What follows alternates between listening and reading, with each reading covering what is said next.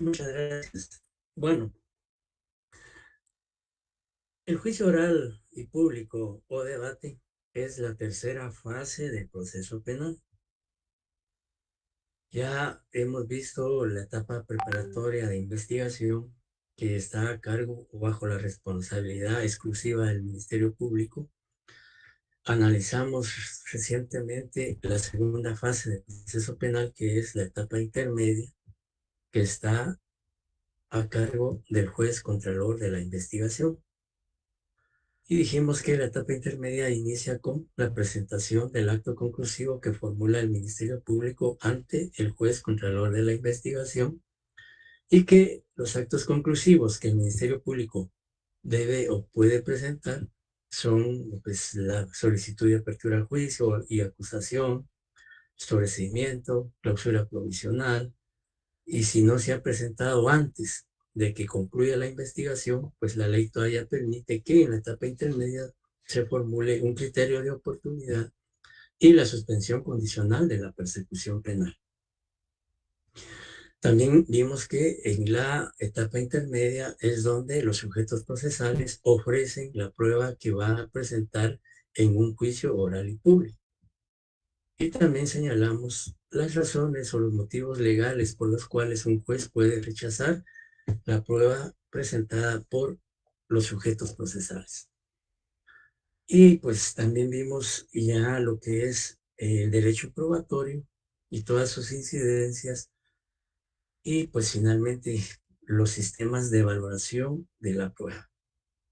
Y arribamos a la tercera fase del proceso penal, que es el juicio oral y público.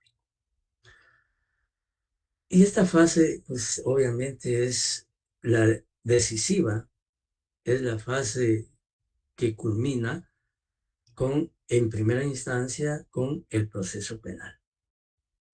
¿Y por qué es importante el juicio oral y público?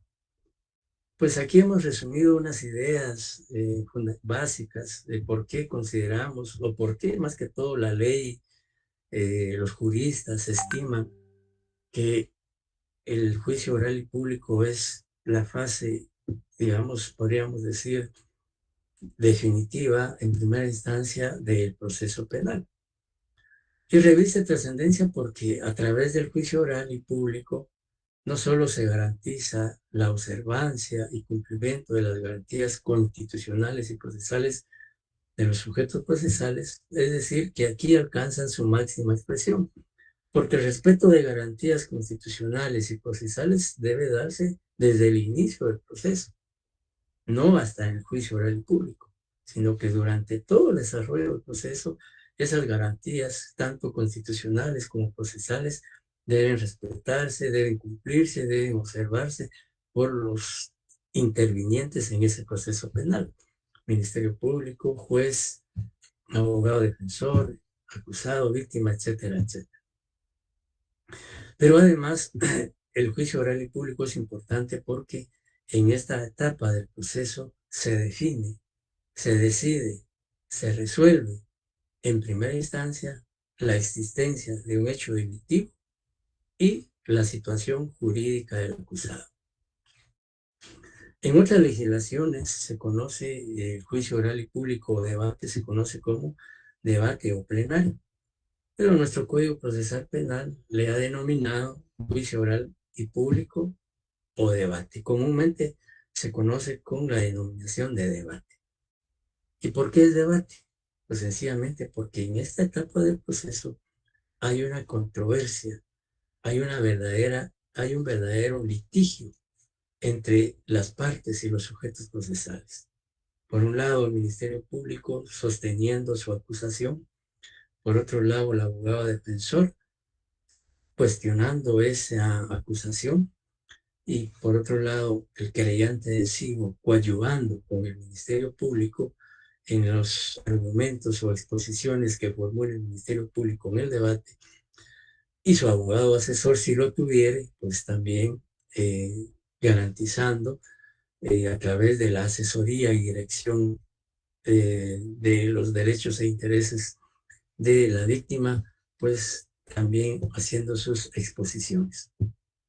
y por su lado el juez o el tribunal de sentencia garantizando el desarrollo de ese juicio, de ese debate, digamos, fiscalizando que todas las incidencias de ese juicio oral y público se observen de conformidad con la Constitución, de conformidad con el Código Procesal Penal, tratados y convenios internacionales en derechos humanos, etcétera, etcétera.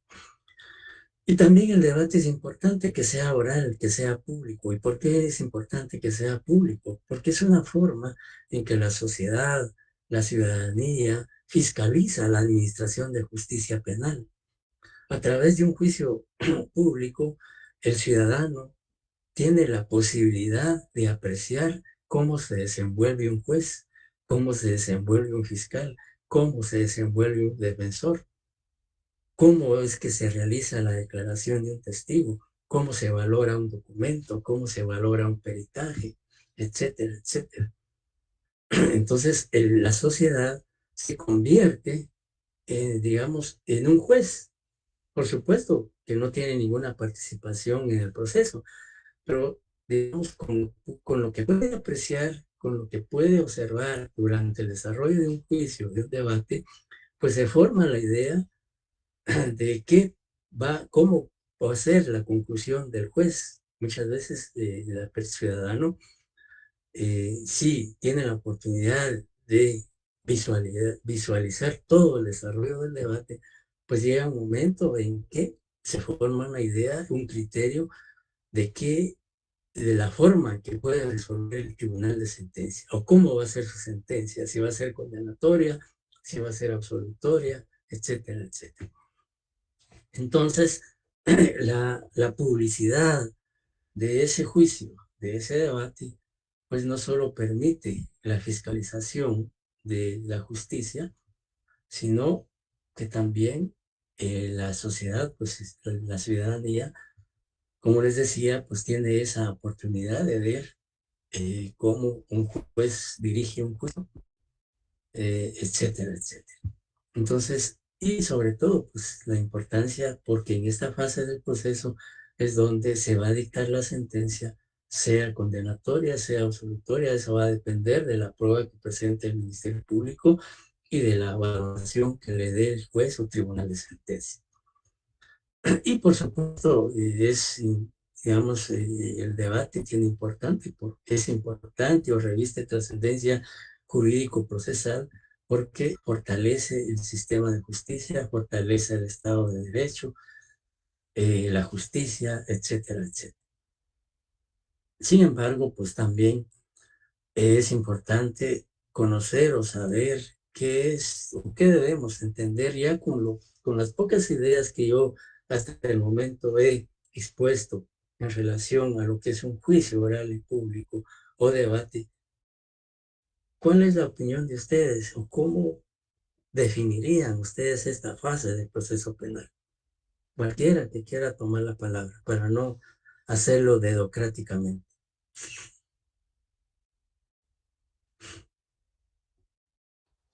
Buenas noches, licenciado. Yo considero que la fase del debate es casi una de las últimas fases en donde tanto el sindicado como la víctima, a través de sus abogados defensores o el Ministerio Público, a través de sus fiscales, presentan esos alegatos, ya sea de controversia o que estén en acuerdo o desacuerdo en base a los medios probatorios que se han ido presentando durante el desarrollo de todo ese proceso, para que al final, pues, los juzgadores digan si estamos en contra o a favor de determinados argumentos que presenten ambos interesados para después dar conclusiones finales. Muy bien, muy bien. ¿Alguien más quisiera opinar?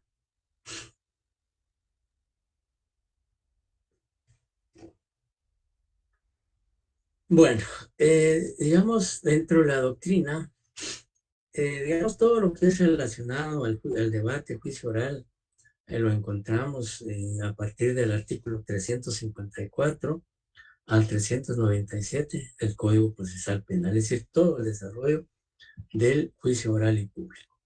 Y les decía yo que dentro de la doctrina existe una gama, existe una cantidad de definiciones, de criterios, de opiniones en relación a lo que es un juicio oral y público o lo que es un debate.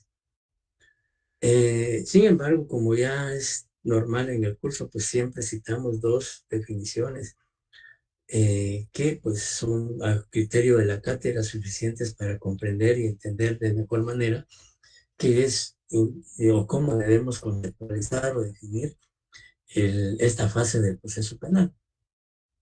En la primera fase, en la primera definición se dice que es la fase decisiva del proceso penal. ¿Y por qué es fase decisiva? Sencillamente porque ahí se define la situación jurídica del imputado. ¿Se condena o se absuelve? Luego dice de concluida la fase de investigación e intermedia, ¿ya? Por eso es que es la tercera etapa o fase del proceso penal, donde se practican o reproducen los medios de prueba directamente y se formulan las alegaciones, como decía Nínive. Nínive nos aportó elementos importantes en su exposición y manifestó que pues ahí las partes, sus abogados, presentan sus argumentos, presentan sus pruebas, las fiscalizan, se oponen, discuten, cuestionan, etcétera, etcétera. Y esta definición, pues algo de ello señala, donde dice se practican o reproducen los medios de prueba. En el debate es en donde se diligencia, digamos, recuerden que en la etapa intermedia se ofrecieron las pruebas, pero solo se ofrecieron. Y es aquí en el debate en donde se presentan esas pruebas. Es aquí en la fase del debate donde se fiscaliza la prueba. Cuando yo digo que la prueba se fiscaliza, es porque la prueba que presenta el Ministerio Público la fiscaliza el creyente, la fiscaliza el abogado defensor, la fiscaliza el acusado, la fiscaliza el juez. ¿Ya? Y pues dice, se practican los medios de prueba directamente, porque es allí donde en esa etapa del proceso, donde se presentan las pruebas, los testigos, los documentos, los peritajes, la prueba material, etcétera, etcétera.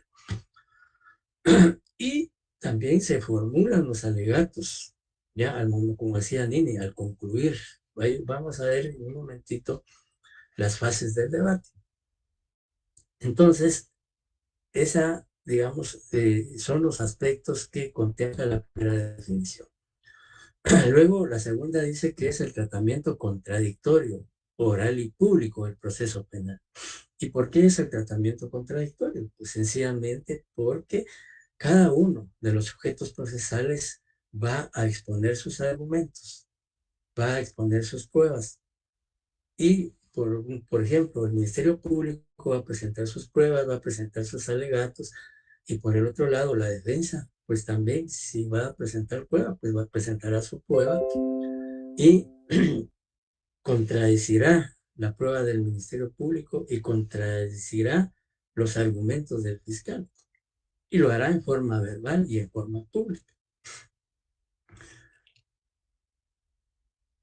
Se decía antes, y todavía ahora, pues, aunque ya no es tan, digamos, tan común escuchar como al inicio del Código Procesal Penal, que muchos argumentaban de que el abogado defensor y el acusado no estaban obligados a presentar pruebas en el proceso penal, porque el acusado no tenía la obligación de demostrar su inocencia, porque esa garantía constitucional ya la regula la Constitución, la regula el Código Procesal Penal, y que es una investidura jurídica que él tiene desde el momento en que es indicado de la comisión de un hecho delictivo.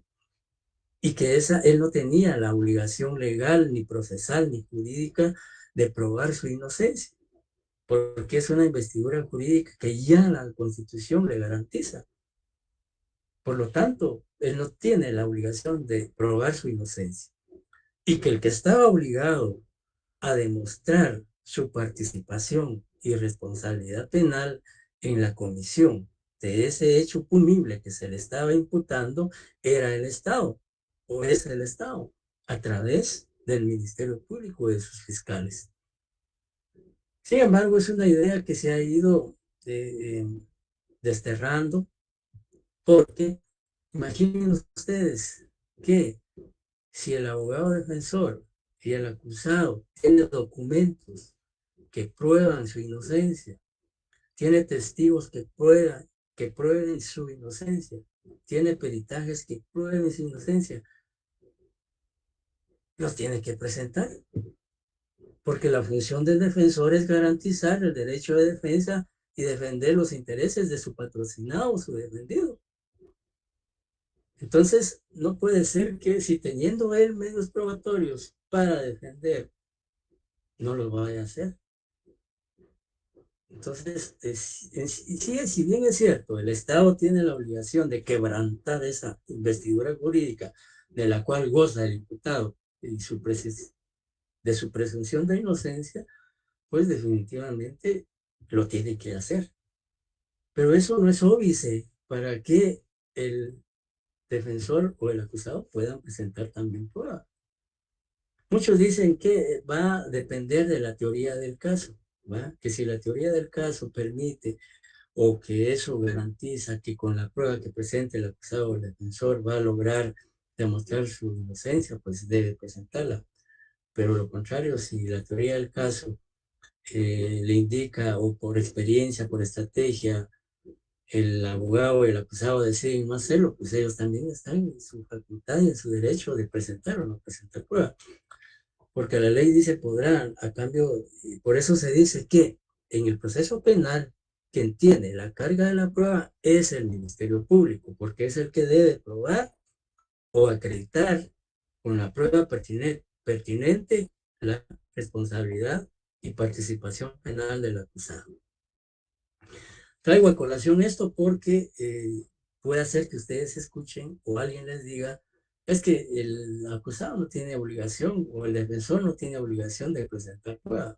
Sí, es cierto, pero obviamente sí cuenta con medios probatorios que de una u otra manera van a desacreditar la prueba del Ministerio Público o van a generar una duda razonable para que en un momento dado el tribunal dicte una sentencia absolutoria, pues, ¿por qué razón? No hay que hacerlo. Entonces, sí es importante, pues, conocer esta situación. Ahora bien, no sé si hay alguna pregunta hasta ahorita para continuar. Licenciado, ya en el debate no se pueden poner, no se pueden presentar medios de prueba si saliera algún medio nuevo que en su momento no se presentó en su fase correspondiente. Sí se pueden presentar pruebas nuevas, pero vamos a ver cuándo y por qué es que se pueden presentar nuevas pruebas. Lo que sí no se puede presentar es una prueba que ya ha sido conocida con anterioridad. Por ejemplo, que en la etapa de investigación se tenía conocimiento de un testigo presencial y que por X, por negligencia, olvido u otra circunstancia, el Ministerio Público no lo entrevistó, ni lo presentó, ni lo ofreció en la etapa intermedia y que en el debate quiera presentarlo. Vamos a ver, la ley se permite que en el desarrollo del debate se presenten nuevas pruebas, pero hay que reunir algunos requisitos que vamos, para no adelantarlos, lo vamos a ver en un momentito. Ah, muy bien, gracias. Bien, el debate, la estructura del debate de acuerdo al Código Procesal Penal se divide en dos etapas o dos fases. Tenemos la preparación del debate y el desarrollo del debate, ya prácticamente el debate propiamente dicho. ¿Ya? Y durante la preparación del debate, el Código Procesal Penal admite que se practiquen algunas diligencias judiciales que por algún motivo, por alguna razón, no pudo practicarse en la etapa de investigación. ¿Y cuáles son esas diligencias o esas peticiones que la ley permite que puedan desarrollarse? en la fase de preparación del debate. La fase de preparación del debate está regulada en el artículo 346, 347, 348, 349 al 353. Esa es la fase de preparación del debate. ¿Y qué diligencias pueden practicarse antes del desarrollo del debate? En primer lugar, de acuerdo al artículo 344 y 348, se dice que se puede practicar el anticipo de prueba. ¿Recuerdan ustedes cuando hablábamos del anticipo de prueba en la etapa de investigación? Dijimos que generalmente el anticipo de prueba se realiza en la etapa preparatoria o en la etapa de investigación. Pero si por circunstancias especiales no se pudo realizar, pues aún el Código Procesal Penal permite que se pueda practicar en la fase de preparación del debate. Y dice el artículo 344, se realiza a petición de parte o de oficio. Puede hacerlo cualquier sujeto procesal, Ministerio Público, acusado, defensor, creyente adhesivo, etc. O si el juez considera que antes del desarrollo del debate es menester realizar un anticipo de prueba, pues el juez de oficio también puede ordenar que se practique esa diligencia. Dice dentro de 8 días, de acuerdo al plazo establecido en el artículo 344 y 348.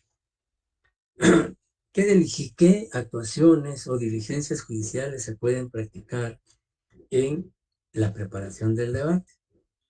Declaración de órganos de prueba que no podrán concurrir al debate. Por ejemplo, un testigo que se encuentre fuera del país, que es testigo presencial y que no va a estar presente en el desarrollo del debate, pues se puede pedir como anticipo de prueba que se oiga a ese testigo donde se encuentre a través de un videoconferencia, etcétera. Por supuesto, reuniendo los requisitos que establece el artículo 317, 318, 19, etcétera, y 344 y 348. Dice, también se puede adelantar operaciones periciales. Por ejemplo, yo cuando hablamos del anticipo de prueba en su momento les indiqué que esto más que todo se da cuando hay casos o delitos contra la narcoactividad, que generalmente el análisis completo de la droga incautada y la incineración de la misma generalmente se hace como anticipo de prueba, para no esperar llegar hasta el debate y hacerlo en el debate, por el riesgo que se corre de que esa droga pueda ser alterada, pueda ser sustraída o, digamos, recuperada por el cártel de la droga, etcétera, etcétera. Entonces, como anticipo de prueba, se hace el análisis químico de la droga para determinar su pureza, su cantidad, y posteriormente, pues, hacer la incineración correspondiente.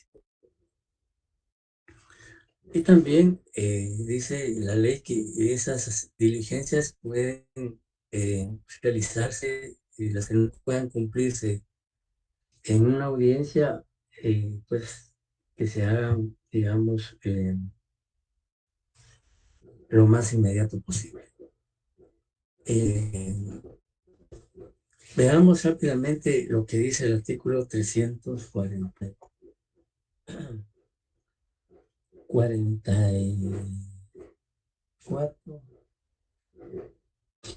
344 de la citación a juicio, más que todo el artículo 348. ¿Te lo leo, licenciado? Por favor. Artículo 348 del Código Procesal Penal, anticipo de prueba. El tribunal podrá ordenar de oficio o a pedido de parte una investigación suplementaria dentro de los 8 días señalados en el artículo anterior, a fin de recibir declaración a los órganos de prueba que, por algún obstáculo difícil, Federal, se presume que no podrán concurrir al debate, adelantar las operaciones parciales necesarias para informar en él, o llevar a cabo los actos probatorios que fueran difícil de cumplir en la audiencia o que no admitieren dilatación. A tal efecto, el tribunal designará quien presidirá la instrucción ordenada, en este caso, la declaración testimonial que lo amerite y justifique se recibirá como anticipo de prueba mediante videoconferencia u otro medio electrónico en las condiciones que lo regulen los artículos 317 y 18 de este código. En este último caso, se observará lo regulado en los artículos 218 bis y 218 del presente código. Muchas gracias. Bien, claramente entonces el artículo 348 señala qué diligencias se deben practicar y lo hemos aquí resumido en el sentido de que qué diligencias son las que el Código Procesal Penal permite que se practiquen básicamente en anticipo de prueba en la fase de preparación del debate. Además, también el artículo 349 habla de la división del debate único. Más que todo, vamos a ver, el 349 habla de la unión y separación de juicios, ya que aún en la etapa, en la fase de preparación del debate, también la ley permite que se pueda dar la unión o separación de juicios. Ya vimos, cuando hablamos de los casos de conexión, vimos que había que, digamos, de acuerdo al artículo 54, 55 del Código Procesal Penal, vimos que se podía conexar casos o separar casos o procesos. Y si no se hubiese dado en la etapa preparatoria, pues la ley permite que se dé todavía en la fase de preparación del debate. Y dice en el artículo 349 que dice la unión de procesos, dice procede cuando el mismo hecho punible es atribuido a varios acusados y se han formulado diversas acusaciones. Imaginémonos que hay distintas acusaciones contra varios imputados en diferentes juzgados, pues en esa fase, con el propósito de que se realicen, digamos, en un solo debate, pues podría darse esa unión o conexión. Dice, se acumulen las mismas de oficio a petición de parte, siempre que no ocasionen grave retardo al procedimiento. Y también la separación. Dice, si la acusación tiene por objeto varios hechos punibles atribuidos a uno o más acusados, el tribunal podrá disponer que los debates se lleven a cabo separadamente, pero no posible de forma continua. Eso es más que todo para evitar, en cuanto a la unión, pues tratar de que en un solo proceso se discuta la participación y responsabilidad de uno o varios acusados, para evitar precisamente que en diferentes juzgados o tribunales de sentencia existan procesos contra la misma persona o las mismas personas.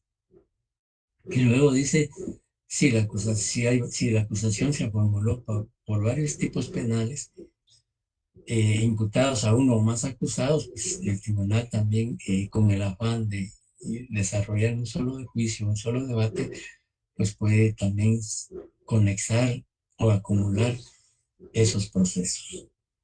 O sea, concretamente estas dos situaciones y una tercera se pueden dar en la fase de preparación del debate. Otro Licenciado, aspecto que la ley... perdone, licenciado, la interrupción. Es que solo me queda duda en el artículo anterior del 348 en anticipo de prueba cuando fuera en caso de que no se admitiere dilación, pero no sé si nos pudiera dar un ejemplo o a qué se refiere eso de dilación. Permítame, voy a regresar. Gracias, muy amable.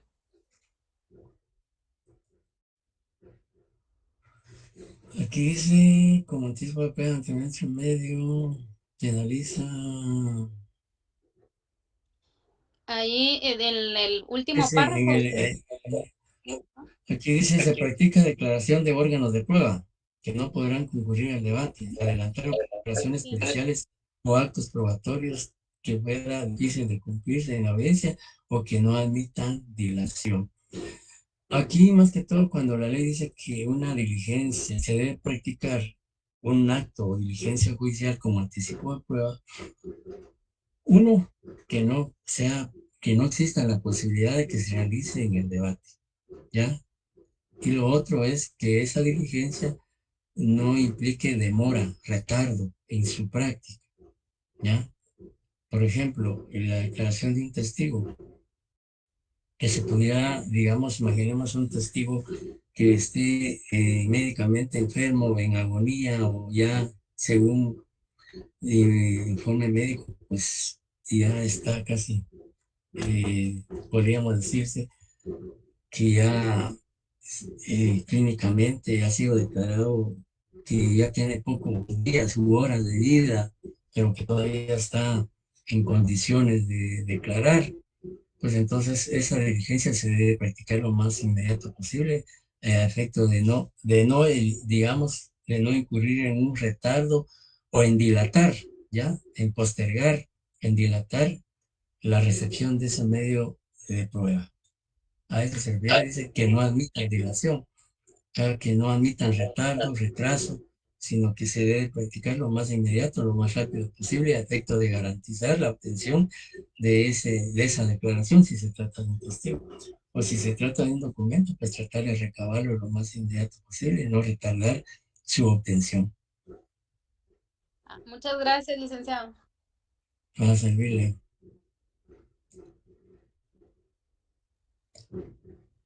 Bien, decíamos que en la preparación del debate también la ley permite que la responsabilidad y participación penal del acusado se divide en dos fases o en dos etapas. Por eso se dice división del debate único. O en doctrina se conoce como cesura del debate. Dice, lo solicita el Ministerio Público por la defensa técnica, primero, para que proceda o para que el tribunal o juez de sentencia admita la división del debate, primero tiene que tratarse de un delito grave, dice por la gravedad del delito. ¿Y con qué finalidad se solicita tanto el fiscal o el defensor o de oficio? Pues, ¿con qué finalidad se da la división del debate? Primero, ya decía que se trate de un delito grave.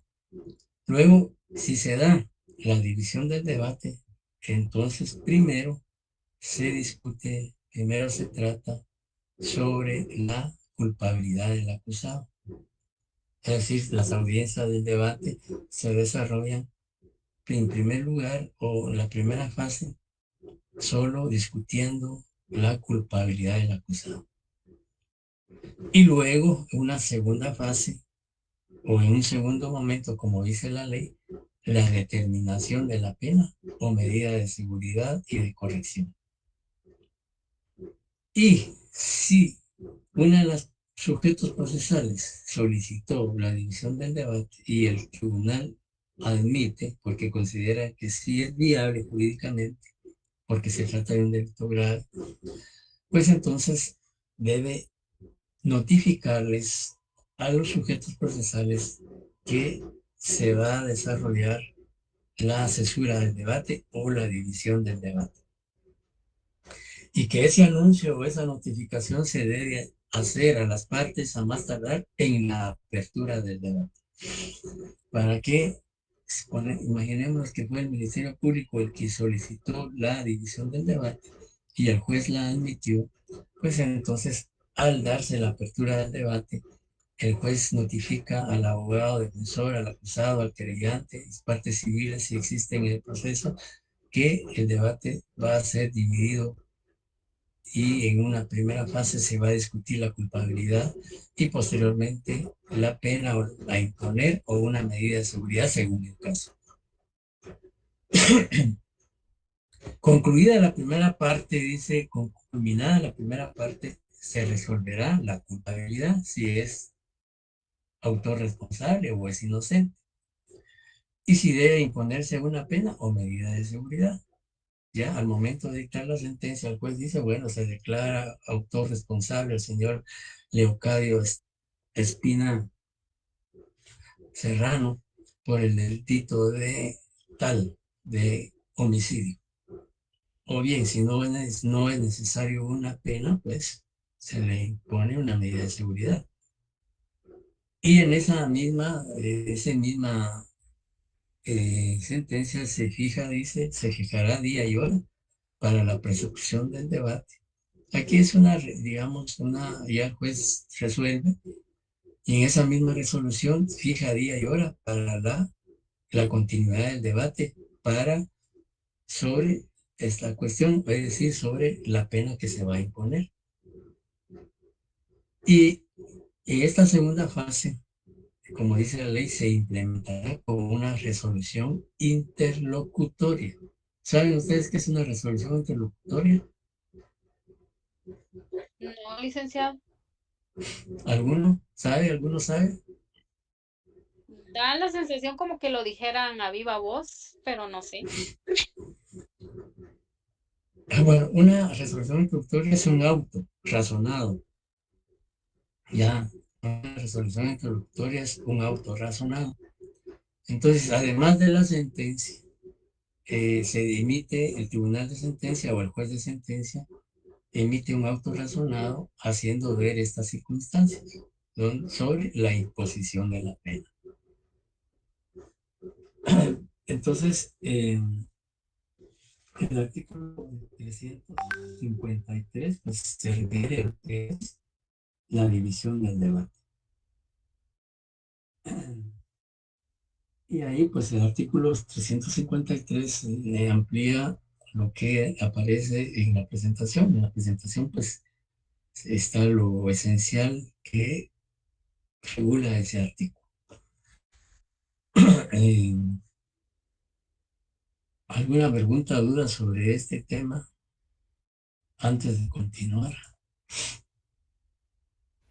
Disculpe, licenciado, ¿me podría repetir el artículo?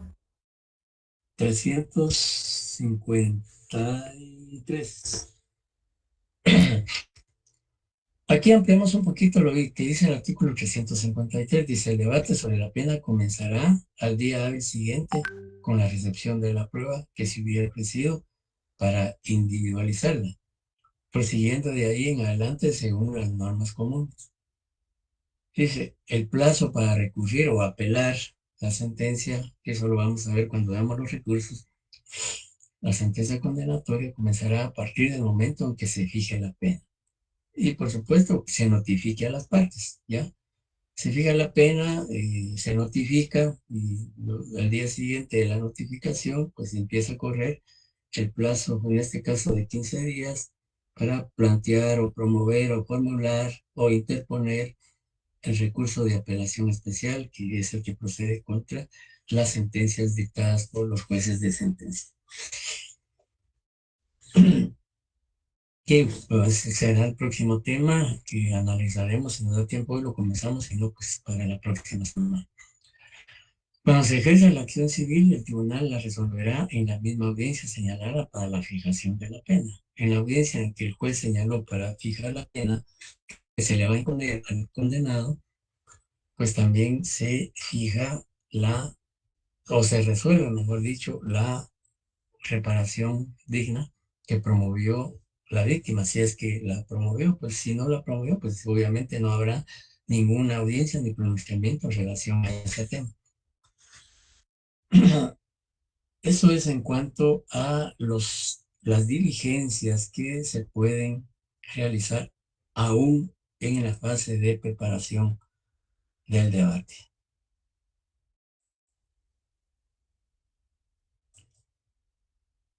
Nos fue la presentación, ¿verdad? Sí, licenciado. Ahí se mira. Sí se mira. Ahorita Ahorita, sí se ve. Gracias. Sí, se licenciado, gracias. Bueno, en el juicio del debate hay principios que lo rigen o hay principios que lo informan, que pues están establecidos en el Código Procesal. Por eso dice principios fundamentales del debate. No son aquellos que informan y rigen el desarrollo del debate oral y público. Es decir, que son los principios que se cumplen durante el desarrollo del debate. En primer lugar, encontramos la oralidad. Pues obviamente el debate es oral, por eso se llama debate oral y público. ¿Y en qué consiste la oralidad? Aunque hoy en día el proceso penal, con las reformas que tuvo el Código Procesal Penal a partir del 2009-2011, pero especialmente el 2011, la oralidad prácticamente se da desde el inicio del proceso. Antes de esas reformas, pues se decía que la oralidad se daba básicamente solo en el juicio, solo en el debate, pero hoy en día, de acuerdo al artículo 109, que fue reformado, eh, las peticiones y audiencias que se dan en la etapa preparatoria, en la etapa intermedia, son orales, ¿ya? De manera que la oralidad hoy en día en el proceso penal se da en todas las fases del proceso, ya no solo en el debate.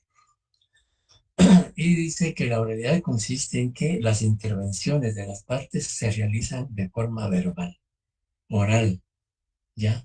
Actos, pruebas, alegaciones, etcétera, etcétera. La publicidad. El debate se desarrolla en forma pública. Dice, el desarrollo del juicio es a puertas abiertas. Cualquier persona puede asistir y presenciarlo. Sin embargo, o sea, la regla general es que el debate se realice a puertas abiertas. Pero como toda regla tiene excepciones, en este caso, el artículo 356 y 357 hacen una excepción a la publicidad, pero solo en casos puntuales, por circunstancias especiales. Un debate se puede celebrar a puerta cerrada, total o parcialmente. Por favor, consultemos, veamos lo que dicen los artículos 356 y 357 del Código Procesal Penal.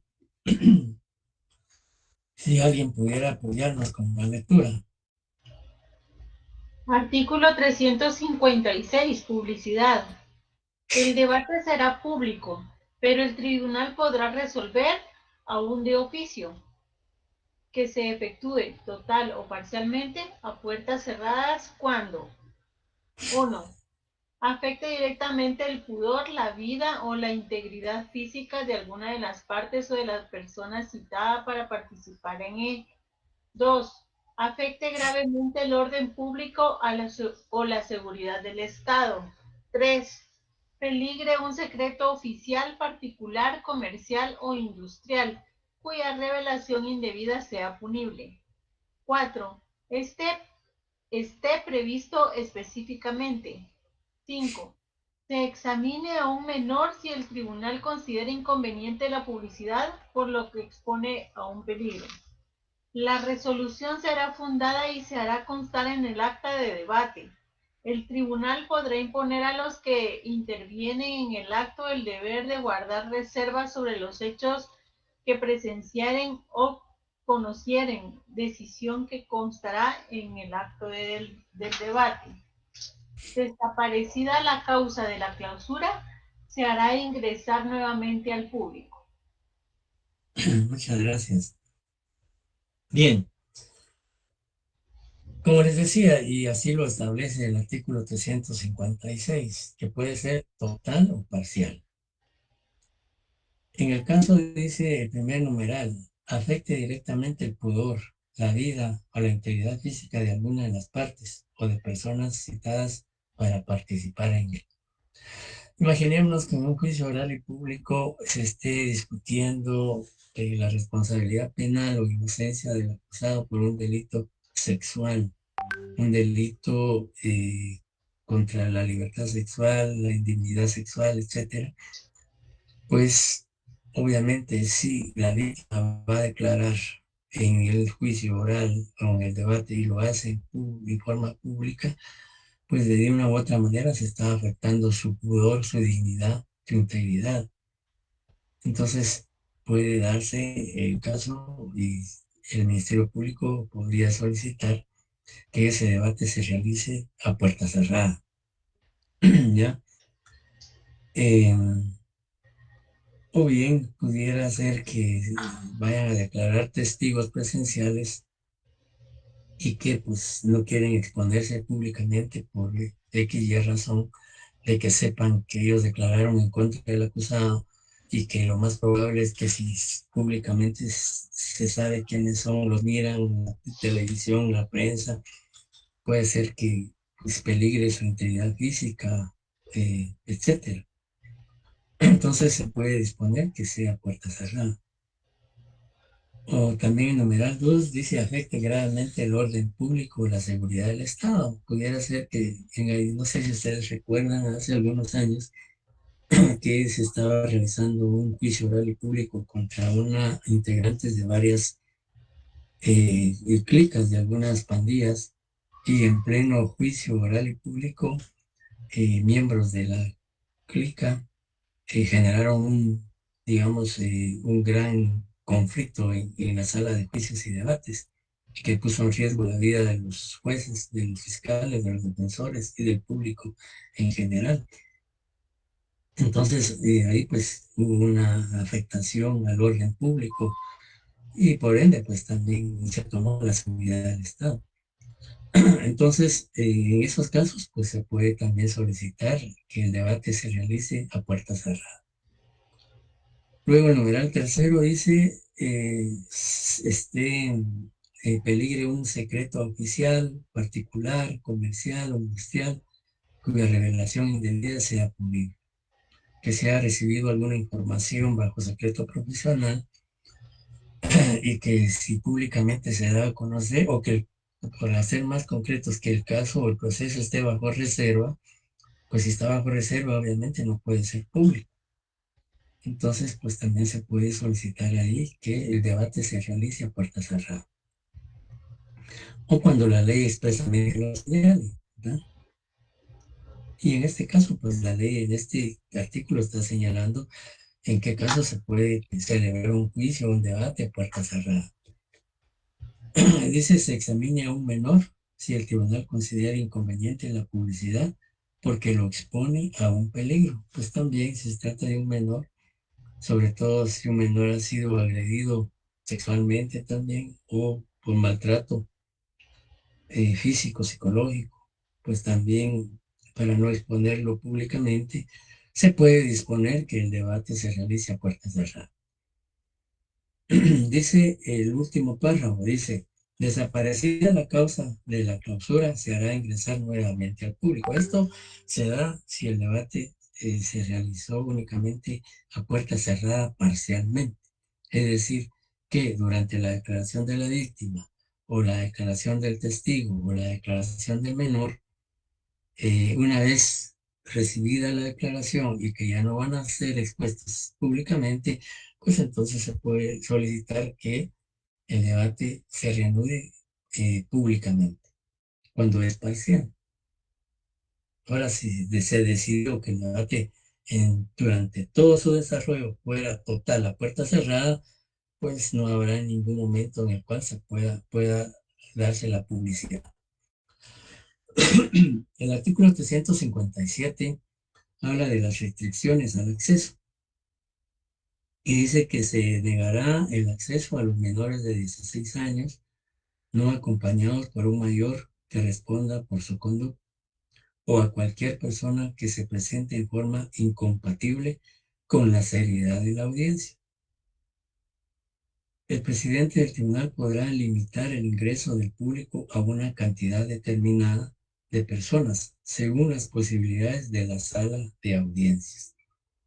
Y generalmente las salas de audiencias que existen pues no son tan amplias y pues por razones de espacio, físico, etcétera. Entonces, pues en un momento dado puede tomar la decisión de restringir, ya cuando la sala de juicios esté llena o ya no haya cupo para otras personas, pues puede restringir el ingreso.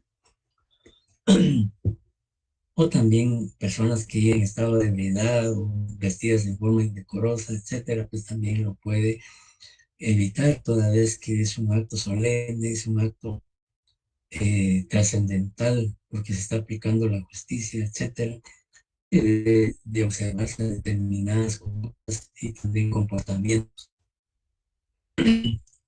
Y también vemos que el artículo 358 habla precisamente de eso, del poder de disciplina que tiene el presidente del tribunal para evitar cualquier alteración en el desarrollo del debate y señala básicamente dos supuestos por los cuales él puede hacer valer el derecho de disciplina.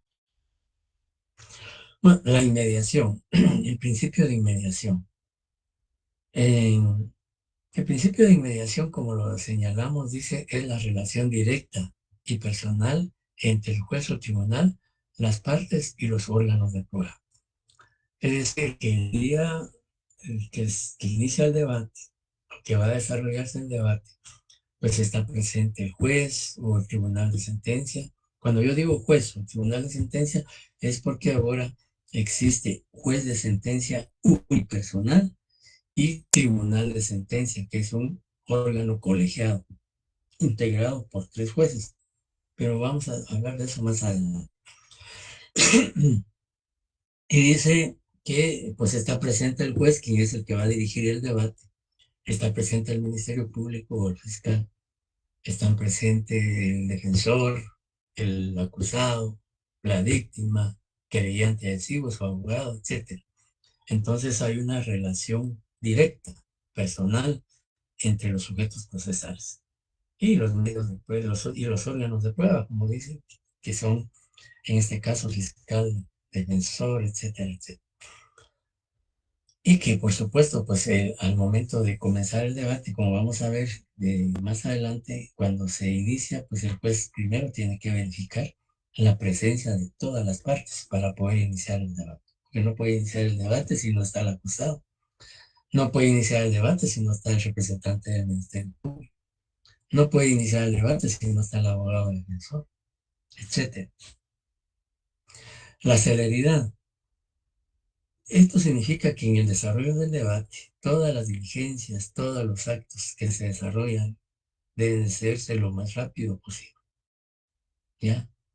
Es decir, lo más inmediato, lo más práctico, lo más sencillo, a efecto de que no exista retardo en el desarrollo del debate.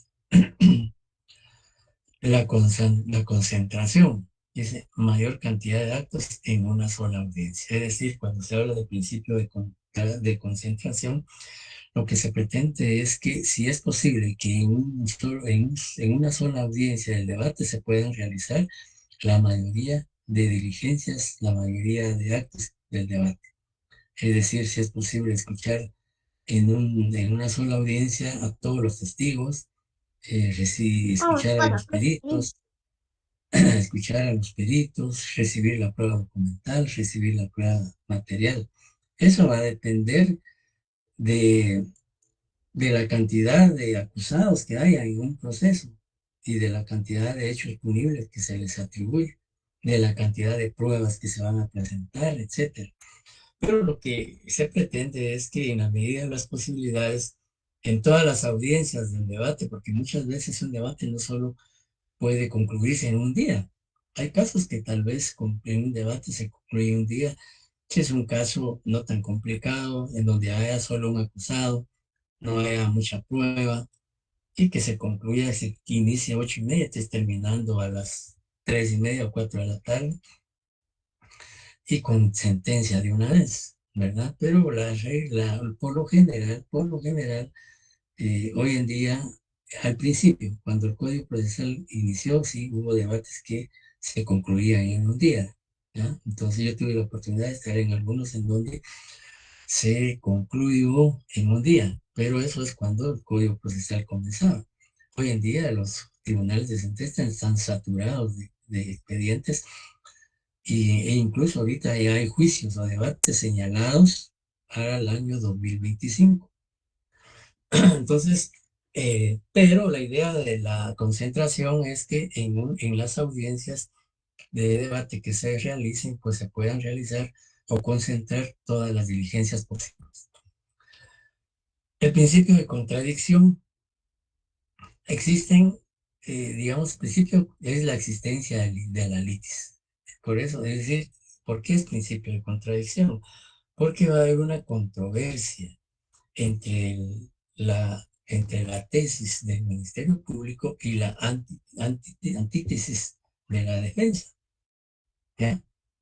Ahí va a haber una controversia, porque por un lado el Ministerio Público va a mantener su acusación y con la prueba que presenta en el debate, va a requerir una sentencia condenatoria.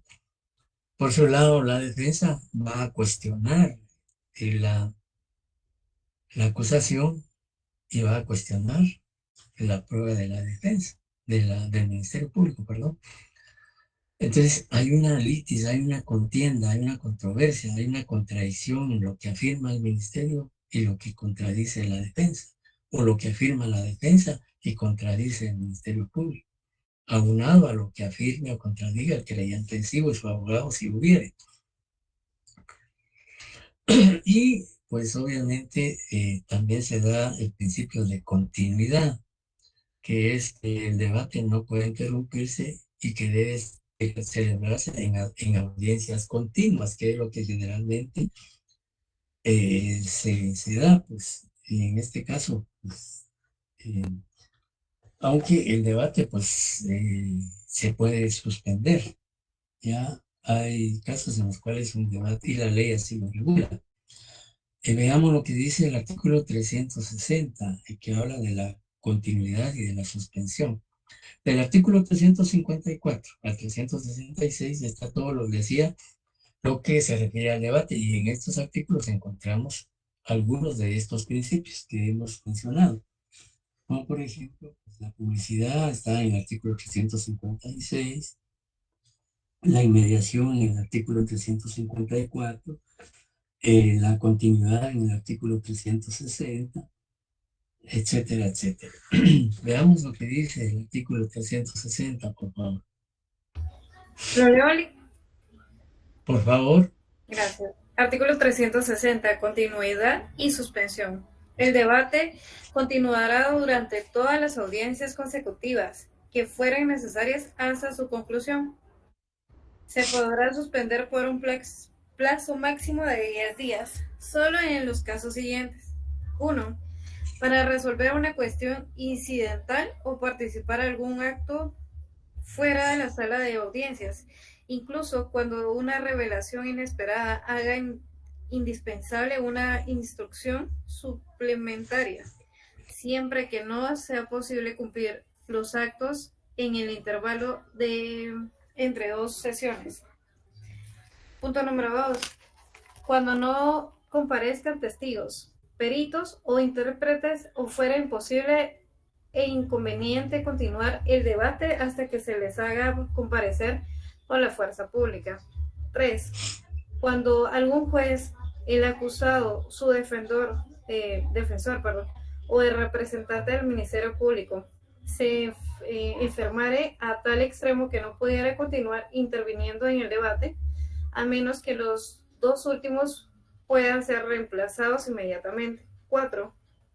Cuando el Ministerio Público lo requiera para ampliar la acusación o el acusado o su defensor lo soliciten después de ampliada la acusación, siempre que, por las características del caso, no se puede continuar inmediatamente. Excepcionalmente, el tribunal podrá disponer la suspensión del debate por resolución fundada, cuando alguna catástrofe o algún hecho extraordinario similar torne imposible la continuación. El tribunal decidirá la suspensión y anunciará el día y hora en que continuará la audiencia. Ello valdrá como citación para los que deben intervenir. Antes de comenzar la nueva audiencia, el presidente del tribunal resumirá brevemente los actos cumplidos con anterioridad. El presidente ordenará los aplazamientos diarios, indicando la hora en que se continuará el debate.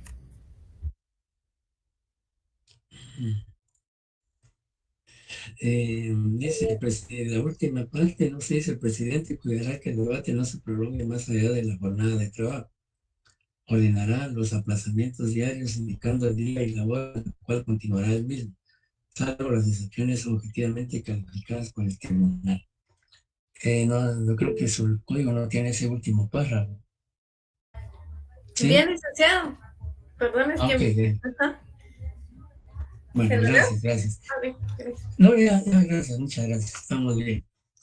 Bueno, entonces en el artículo 262 encontramos el principio de oralidad. Decía, principio de oralidad, artículo 362. Principio de inmediación o de publicidad, artículo 356. En el de inmediación, en el artículo 354. El de continuidad, en el artículo 360. Y el de contradicción, pues no existe una norma específica, pero ya les decía que es en lo que básicamente cuando se da ya el desarrollo del debate, ¿no? Ya a partir del artículo 368 que vamos a analizar.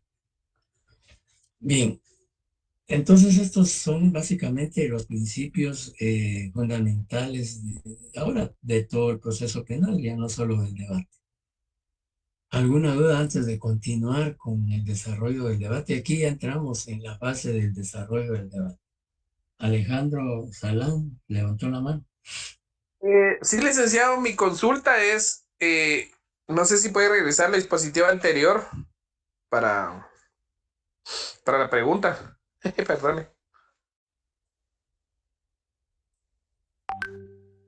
Ahí, donde dice que se desarrolla en la publicidad, dice que se desarrolla el juicio a puertas abiertas. Mi pregunta es, ¿sí pueden haber juicios donde se celebren a puertas cerradas, donde no se permite el ingreso a personas? Sí, sí. Y sí, usted se conectó antes de que yo, después de que yo hablara al respecto. Sí, dijimos que el artículo 856 permite una excepción a la publicidad y que sí, siempre y cuando concurra toda una o varias de las causales que establece el artículo 356, sí puede realizarse un debate a puerta cerrada, total o parcialmente, siempre y cuando pues, se dé una o varias de las situaciones que establece el artículo 356. Entonces sí, la ley permite que se realice a puerta cerrada, siempre y cuando pues, se dé uno o varios de los supuestos, repito, de los establecidos en el artículo 356. Sí, Israel, Antonio. Buenas noches, licenciado, gusto en saludarlo.